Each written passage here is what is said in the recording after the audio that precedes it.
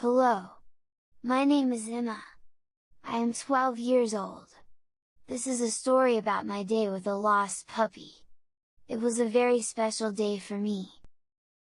It was Saturday morning. The sun was shining. I woke up early. I wanted to go outside. I opened the door. I saw something small on the street. It was a puppy. The puppy was brown. It looked scared. "Hello, little one," I said softly. But the puppy ran away. I followed it. The puppy went into the park. I went too. In the park, there were many people. Some people walked their dogs. Some children played with balls. I looked for the puppy. I looked under trees. I looked behind benches. I looked near the pond. But I could not find it. I felt sad. I sat on a bench. Then I heard a sound, woof! I turned around fast. There it was. The puppy was hiding under a big tree. Its paw looked hurt. I felt sorry for it. I took off my jacket. I put it over the puppy. It did not run this time. I picked up the puppy. I carried it home. My mom was surprised. "Emma, where did you find this dog?" she asked. "I found it in the park," I said. "Its paw is hurt." My mom smiled. She helped me clean the puppy's paw. We gave it water and food. The puppy started to feel better. It wagged its tail. That made me so happy. Later that day, we made signs. The signs said, "Found, brown puppy." We hoped someone would come. But no one came. That night, I lay in bed. I thought about the puppy. I decided to call it Max. It was lucky I found it. Maybe I was lucky too. The next morning, Max followed me everywhere. He played with my toys. He slept on my bed. I knew then that Max would stay with us forever. But taking care of Max was not always easy. Sometimes he chewed my shoes, sometimes he barked loudly at night. But I loved him anyway. He became my best friend. One day, I took Max to the park. I wanted him to play with other dogs. At first, Max was shy. He stayed close to me. But soon, he met another dog. The other dog was big and black. They sniffed each other. Then they started to run and play together. I watched them for a long time. I smiled because Max looked so happy. After an hour, I called Max back. He came running to me. His tongue was out, and his tail was wagging. I gave him some water. He drank it all. On the way home, I thought about how much Max had changed. When I first found him, he was scared and alone. Now, he was strong and playful. He trusted me, and I trusted him too. When we got home, my mom was waiting for us. "Emma," she said, "we need to talk about Max." "What is it?" I asked. I felt worried. "Well," my mom said, "Max needs shots from the vet, and we need to buy him proper food and toys.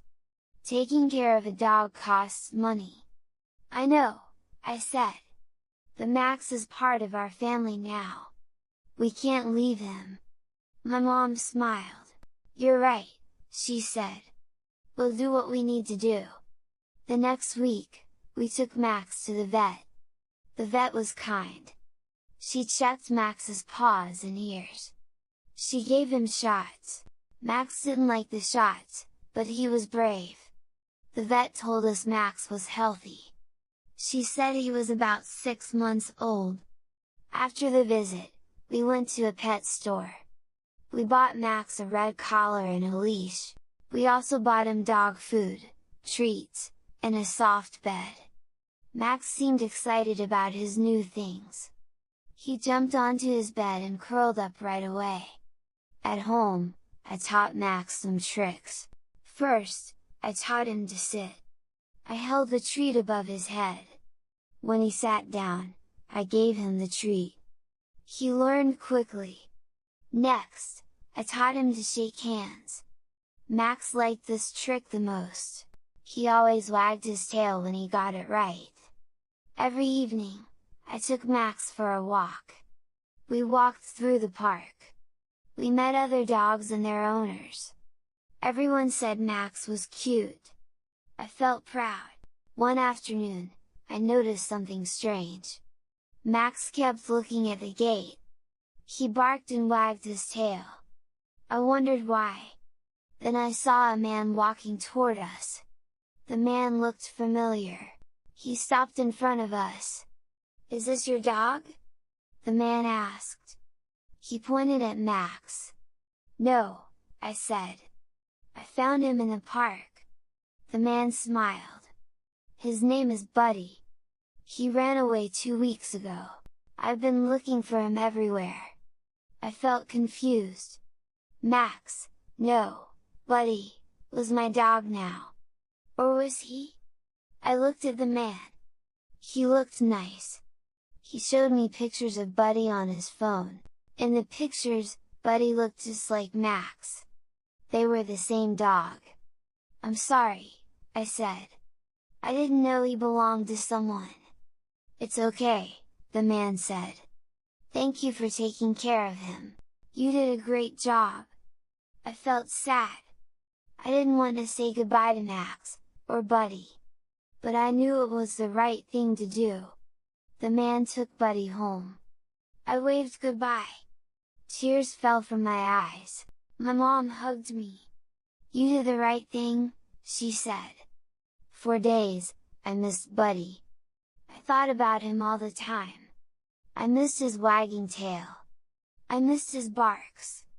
I missed playing with him. 1 week later, the man came back.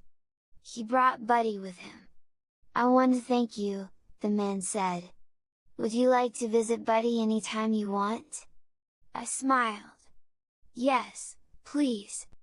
From then on, I visited Buddy often. The man lived near the park. Every weekend, I went to see Buddy. We played fetch. We went for walks. Buddy still wagged his tail when he saw me. Now, I have a new friend. His name is Buddy.